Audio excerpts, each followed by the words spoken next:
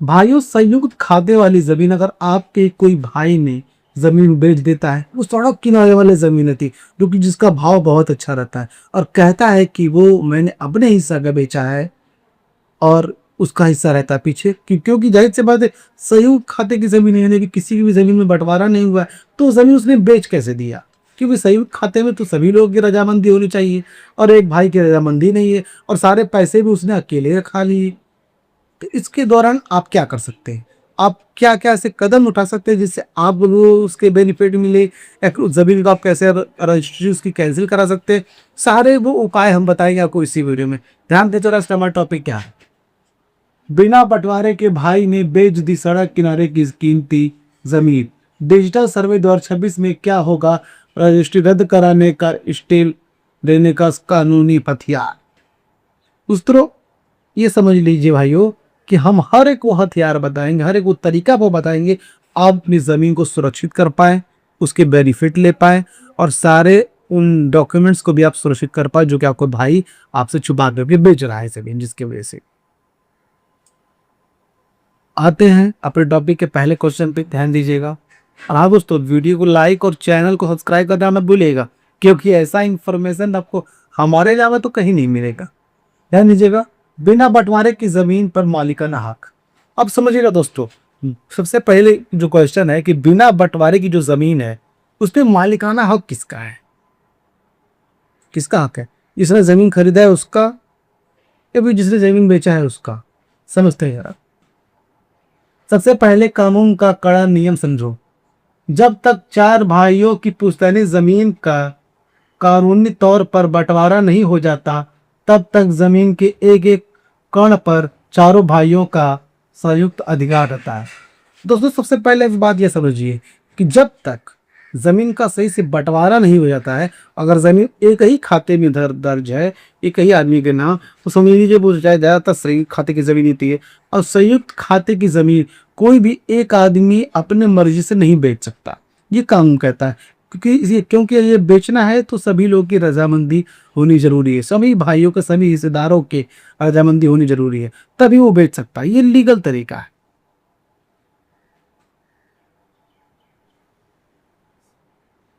यानी आप यह नहीं कर सकते कि सड़क किनारे वाला हिस्सा मेरा है और पीछे वाला हिस्सा तुम्हारा। कानून की नज़र में हर भाई हर हिस्से का मालिक है, और कोई भाई अकेले जमीन का कोई भी हिस्सा किसी तीसरे को बेचने का हक बिल्कुल भी नहीं रखता।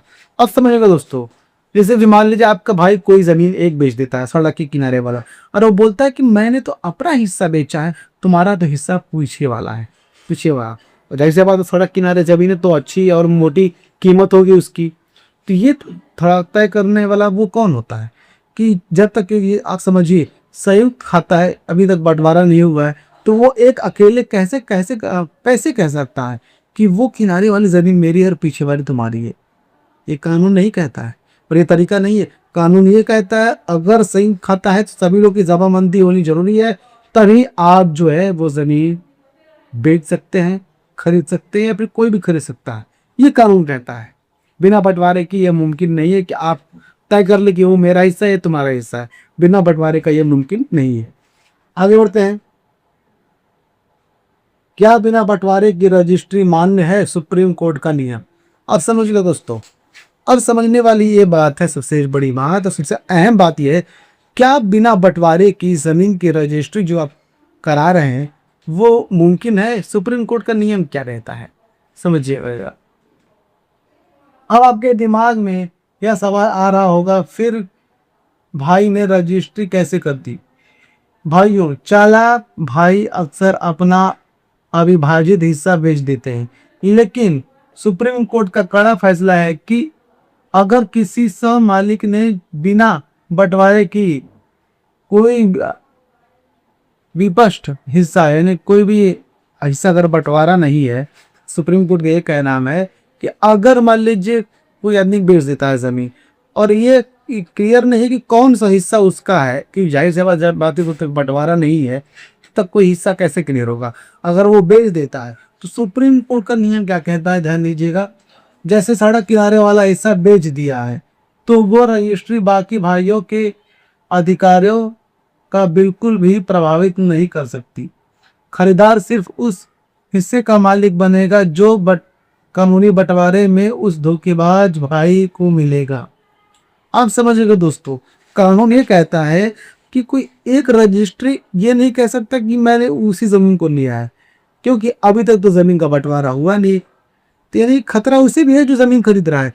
और नियम ये कहता है कि वो रजिस्ट्री मालिकाना हक देता है उस आदमी को जिसने वो जमीन खरीदी है, लेकिन उस जमीन का जो कि उस हिस्से उस भाई को बंटवारा मिलेगा वो भी कानूनी तरीके से, कानून कौन सा हिस्सा उसको तो देगा नहीं पता।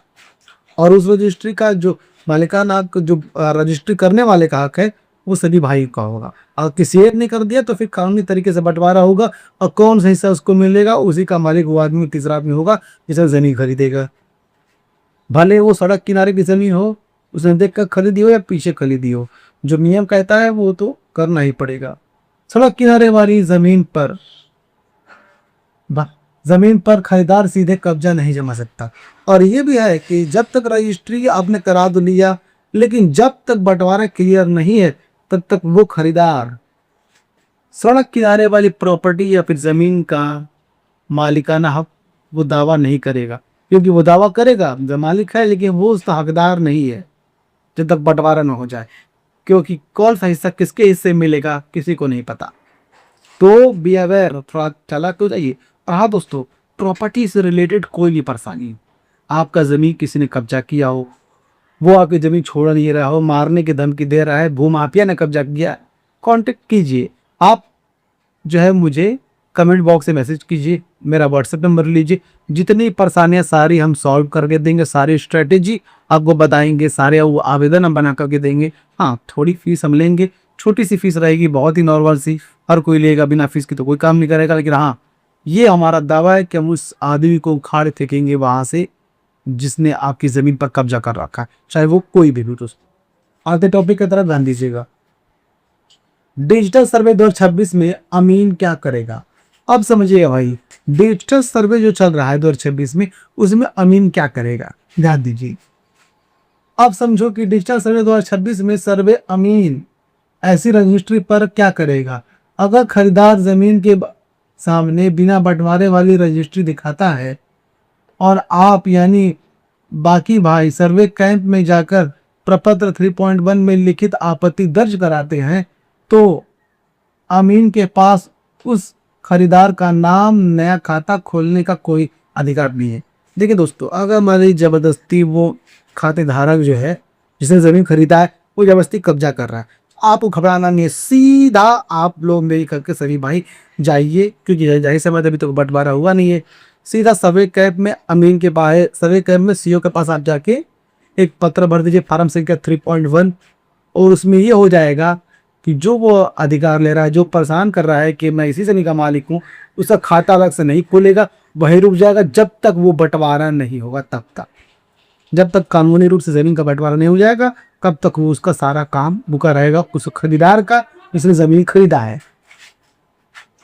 क्योंकि आपको तो आपत्ति दर्ज करनी होगी उसके लिए, तो नहीं खोलेगा, कोई अधिकार नहीं, क्योंकि जमीन का खतियान अभी भी चारों भाइयों या बाप दादा के नाम से है। अमीन उस जमीन पर को विभाजित घोषित कर देगा,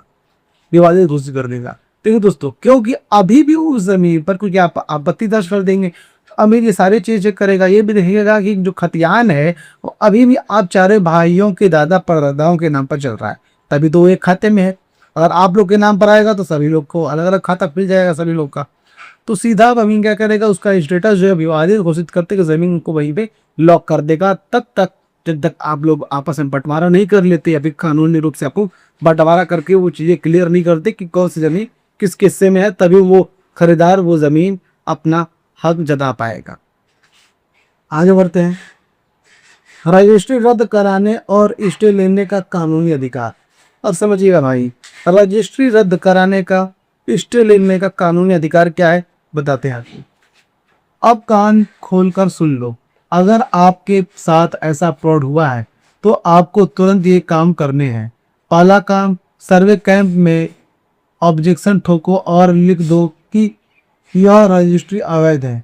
दूसरा काम, तुरंत सिविल कोर्ट में जाओ और रजिस्ट्री रद्द कराने का मुकदमा ठोक दो।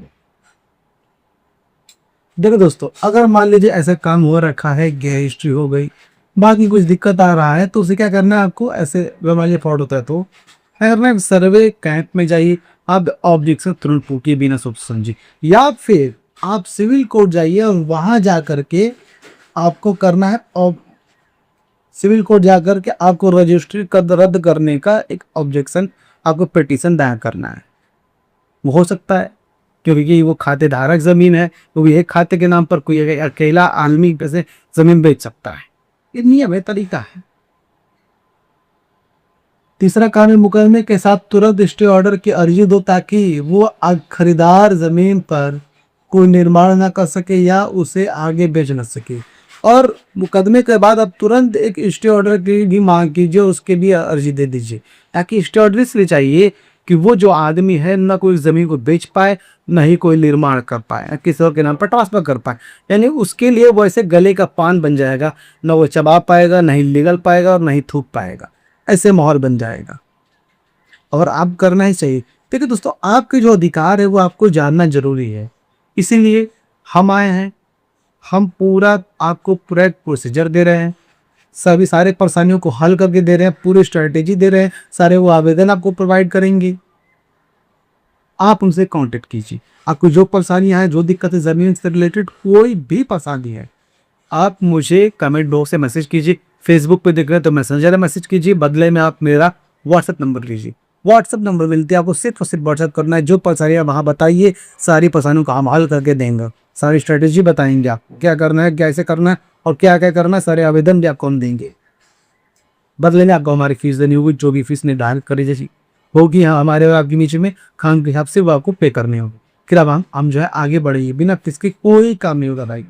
ठीक है दोस्तों, आपको ये वीडियो कैसा लगा? अगर आपको ये वीडियो अच्छा लगा तो वीडियो को लाइक कीजिए, चैनल को सब्सक्राइब कीजिए और इस वीडियो को ज़्यादा से ज़्यादा लोगों तक शेयर कीजिए, ताकि सभी लोगों को ये बातें पता चल सके कि ज़मीन की सच्चाई के रहते आपकी ज़मीन, आपकी प्रॉपर्टी कोई नहीं छीन सकता, चाहे वो कोई भी कितना ही बड़ा भूमाफिया क्यों ना हो दोस्तों। तो फिर मिलेंगे किसी नए वीडियो में, किसी नए टॉपिक की तरफ, तब तक हमें दीजिए इजाज़त। जय हिंद दोस्तों।